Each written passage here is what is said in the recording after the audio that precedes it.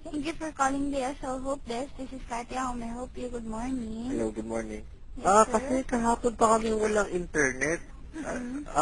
Ano bang problema? Kasi sa San Andres area, sabi ka sa amin kahapon, meron daw problema sa area. Hindi Okay. po ba naayos yun? For a while lang po, check ko lang po, sir. Kunin ko muna yung PL number nila or yung telephone line connected sa DSL. 5610695. 2695. Sino po sila? Raul Bacalzo. Sir Raul, for a while lang po, hold ko lang po kayo sa line. Verify ko lang po. Okay. Okay, thank you. Thank you for waiting, Sir Raul. Yes. Okay, Sir Raul, as I check po, may ginagawa pa rin po kasing software upgrading dun sa area niyo po dun sa Paco. Oo. Okay. Sir, ganito po, kuhanan ko kayo ng mga information and then contact number para once na nag-resume po, matawagan po nila kayo for the feedback. So, we're gonna be paying for the 2 days na hindi kami nakakapag-online, nakakapag-internet, ano? Kasi sir, may ginagawa nga po. Oh, yun nga. Pero I'm just saying, nababayaran namin yun, di ba? Kahit hindi naman nagagamit. May, ibig sabihin may trouble po, try po natin i-apply yung rebate sa 171. Kung gusto niyo sir, gawan po kayo ng report dito para po ma-apply nito once na nag-up na po yung system nila doon. Matagal pa ba yan? Kasi ang hassle, alam mo yun, kasi kaya kami nagpakabit ng DSL kasi meron kaming phone line na tawag doon, iFreedom para tumawag sa state na unlimited. Pupunta akong US sa Monday, hindi ako makatawag. Kailangan ko maibigay itinerary ko lahat-lahat. Hindi ko alam, hindi ako makatawag. Yun yung main purpose namin para makatawag. 2 days nang wala. Matagal pa ba yan? Okay. Sir, hindi Ang hassle pasensya na po sir, pero Hindi, kasi ang point ko, babayaran namin yung 2 days na yun. Tapos hindi naman namin paggamit. Diba? Can I speak to your supervisor? Please? Mga 9 pa po sila darating, sir. 9 a.m. pa po yung supervisor. Hindi kasi, bakit ganun? Ano bang problema? Explain mo sa akin. May ginagawa po kasi din ng software dyan sa area niyo po. Oo. Yun lang po yung binigay sa aming advisory. Kaya yun lang po yung masasabi ko sa inyo. Kaya nga, ang point ko lang, bakit ang tagal kahapon pa Mm-mm. Tapos babayaran namin. Yun nga, sir, kaya nga po gagawin ko ka ng report para just in case mag-up na po, mabigyan nila kayo ng feedback.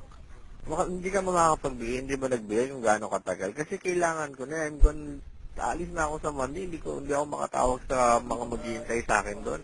Hindi pa po siya nagbibigay ng feedback, sir. Bali, i-email po kasi kasi dito sa DSL po. Ang sabi nila sa amin kahapon, po. ang sabi sa amin kahapon, magagawa na. Hanggang ngayon wala pa. Hindi lokohan lang yun. Kasi Niloloko nasa lang kami, i-email sinasabi lang lang po. Ang sabi sa amin kahapon, magagawa na ba hapon yesterday. Kaso, naghihintay kami kasi nga kailangan namin tumawag sa US. Wala, tinetext na ako, wala pa ba yan? Kailangan na ako makausap. Okay, hindi pa po siguro tapos, sir, kasi i-email Kaya nga po sabi sa nga amin. kahapon, matatapos na dapat. Tapos wala pa ngayon. Wala pa po, sir. Wala pa pong email sa amin na na-restore na po. So problema ko na yun. Tangina naman. Binabayaran namin yan. Tapos, Putang ina mo rin, ba't ka magmumura? Wala akong magagawa kung tangina mo, asa yung supervisor mo? 9 pa nga po siya darating. Ano pangalan mo? Kati po. Kati ano? Rasana po. Tangina mo Bakit po? Ba't po kayo? Murahin. Tangina kami na lalakas na lumumurahin. Catherine Rosana? Hindi ko po kayo minura, sir. Kasi, sir, nagmumura po kayo. Hindi ko po kayo Kasi minura. I have the right. Nahahasal kami. May problema ka? Yun nga, sir. Putang Wala ina mo po. Putang ina mo Anong pangalan mo? What's your full name? Hello? Hello? Hello? Sir Raul, wag naman po kayo magmura. Anong name mo? Sabi mo name mo. Catherine Rosana po. Catherine Rosana. Kasi I have the right. Kasi Opo, sir, nahahasal naiintindihan kami. ko Ba't nga po. mumurahin mo ako? Nahahasal ka ba?